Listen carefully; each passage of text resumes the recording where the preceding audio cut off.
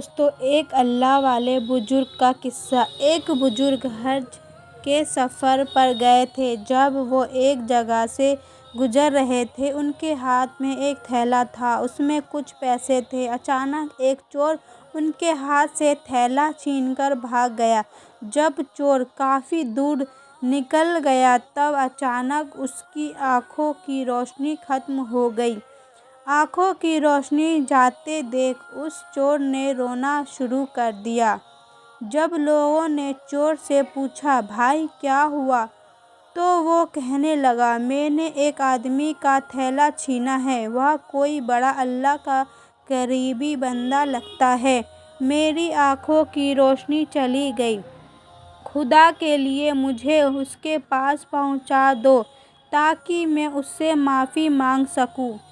جب لوگوں نے پوچھا کہ یہ قصہ کہاں پیش آیا تو کہنے لگا، فلاں نائی کی دکان کے قریب پیش آیا۔ لوگ اس کو اس دکان پر لے گئے اور نائی سے پوچھا کہ اس طرح کا کوئی آدمی یہاں سے گزرا ہے، آپ اسے جانتے ہو؟ اس نے کہا، مجھے اس کا گھر تو پتہ نہیں، ہاں مگر نماز کے لیے وہ آتے جاتے رہتے ہیں، اگلی نماز کے لیے پھر آئیں گے۔ یہ لوگ انتظار میں بیٹھ گئے۔ وہ بزرگ اپنے وقت پر تشریف لائے۔ لوگ اس چور کو ان کے پاس لے گئے تو اس چور نے جا کر ان کے ہاتھ پاؤں پکڑ لیے کہ مجھ سے غلطی ہو گئی، گناہ ہو گیا، نادم ہوں، شرمندہ ہوں، میری آنکھوں کی روشنی چھن گئی، آپ اپنے پیسے واپس لے لیجیے اور مجھے معاف کر دیجیے تاکہ اللہ تعالیٰ میری آنکھیں ٹھیک کر دے۔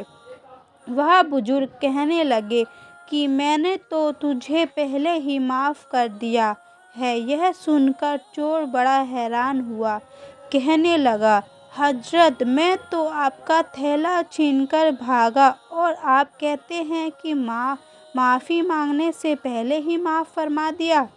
وہ فرمانے لگے، ہاں میرے دل میں کوئی بات آ گئی تھی۔ فرمانے لگے، میں نے ایک حدیث پڑھی جس میں نبی اکرم صلی اللہ علیہ وسلم نے فرمایا کہ قیامت کے دن جب میری امت کا حساب پیش کیا جائے گا تو میں اس وقت تک مزاج کے قریب رہوں گا جب تک میرے آخری امت کا فیصلہ نہیں ہو جاتا۔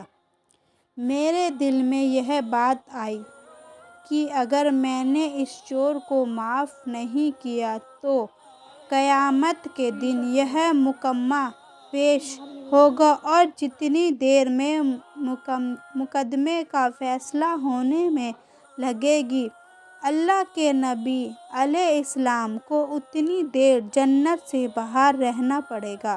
اس لیے میں نے معاف کر دیا کہ نہ تو مقدمہ پیش ہوگا، نہ ہی میرے محبوب کو جنت میں جانے میں دیر لگے گی، وہ جلد جہنم میں تشریف لے جائیں گے۔